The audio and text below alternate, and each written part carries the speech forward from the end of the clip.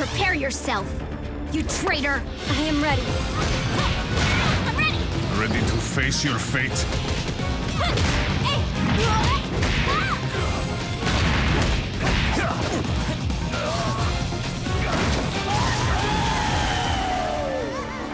Ah, Dead or Alive. So many memorable characters. There's the ninja guy. Tournament?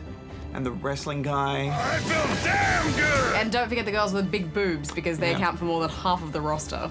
Now for business. Listen, you better not disappoint me. All them. I mean, the character's costume select screen says it all. It's just close-up pictures of their boobs. And there's no getting around the fact that this franchise has always been super shallow. Yeah, to the point of embarrassment, really. Yeah, and it's also just pretty silly. Yeah. My dreams. My happiness. What a completely appropriate reaction to losing a fight. It's a weird falling position. The Wafer Thin storyline sees you taking control of different fighters who are all traveling to the Dead or Alive tournament, but their excuses to fight are hilariously feeble. You're the one who ran into me. Now apologize.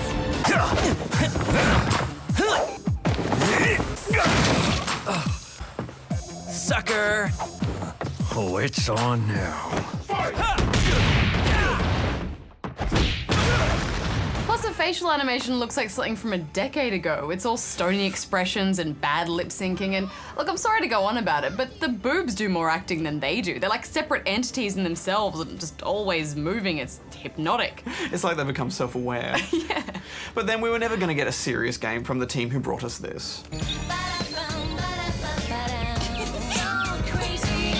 Thankfully, what they have given us is a serious combat system. There's a big focus on counters where you catch your opponent's punches and kicks and turn the attack back on them. Stopping a combo in its tracks with a reversal like this is great fun. And I love how often the fights turn into these Mexican standoffs as you try and get into your opponent's mind and anticipate their every move. For example, she's blocking, so I'll grab her. There's a wall behind me, so I'll reverse my opponent into it and smash him against it. I find this strategy much more interesting than just memorizing long, complicated button presses in a game like Tekken, for example. Yeah, I guess for me, the action felt a little bit too fast-paced, though. I mean, it can be almost impossible to react to some of those faster combos. I like the fast-paced action here. I like a fast fighter, but yeah, after that initial standoff, it is very difficult to counter individual punches and kicks in the middle of a combo when you have 3 different types of counters to pick from.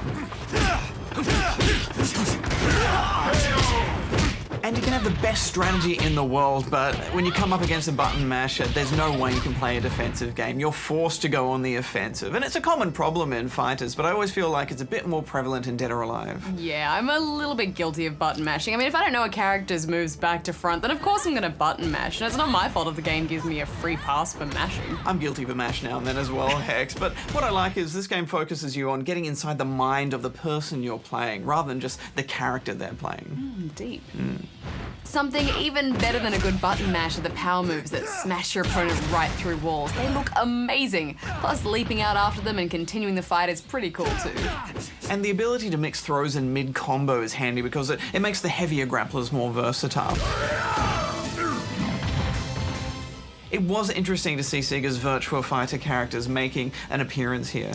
Yeah, I mean, I guess after we saw Sonic's cameo in Smash Brothers, the precedent was there, but it does feel a bit like Sega's abandoning the Virtua franchise by licensing out all of its stars to its competitors, but I don't know, how'd you find them? I'm not a huge Virtua Fighter guy, but I think they've done a pretty good job of transplanting Sarah and Akira into Dead or Alive's faster-paced combat style.